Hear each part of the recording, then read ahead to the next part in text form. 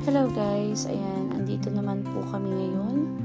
Ayan, so pupuntahan natin ngayon ang lugar ng Batangas. So andito kami para bisitahin ang isa sa pamilya na rin namin. Ayan po yung aking family ng aking sister-in-law.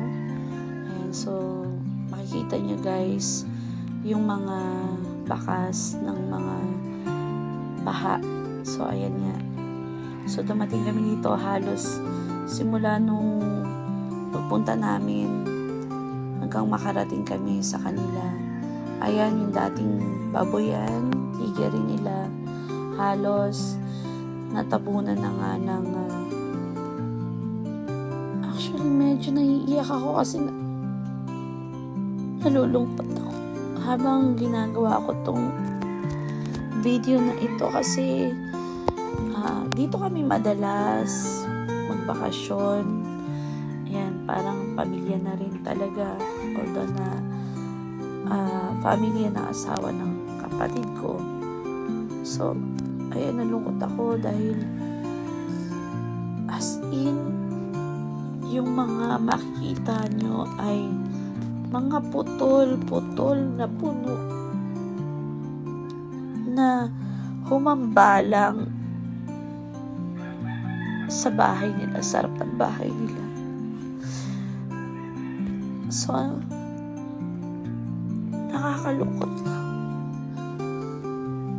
na ang naging rason,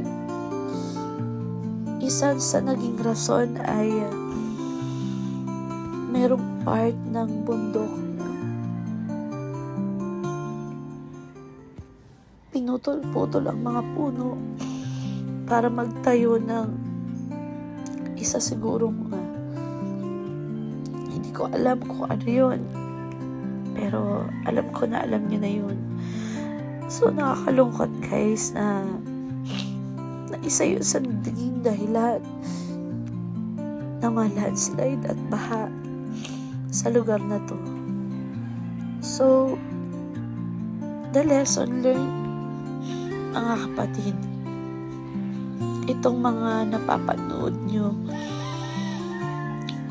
ay sinisingil tayo ng kalikasan dahil minsan sa pinagagawa rin ng mga tao. Ayan, so nakikita nyo mga kapatid, yung mga landfall, landslide, dahil wala na silang mga puno na pinagkakapitan. Actually, nung bata pa ako, pinapag-aralan namin to.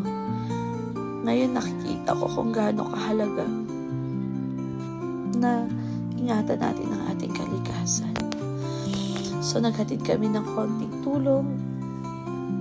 Ayan, na galing sa Madam Joy Japan Surplus. Kahit na sa pamagitan niya na makatulong tayo, mga kapatid. So, wala na akong ibang sasabihin kundi tiwala sa Panginoon at lagi tayong manalangin. At huwag mawala ang tiwala natin at disiplina sa sarili. Yun lang po.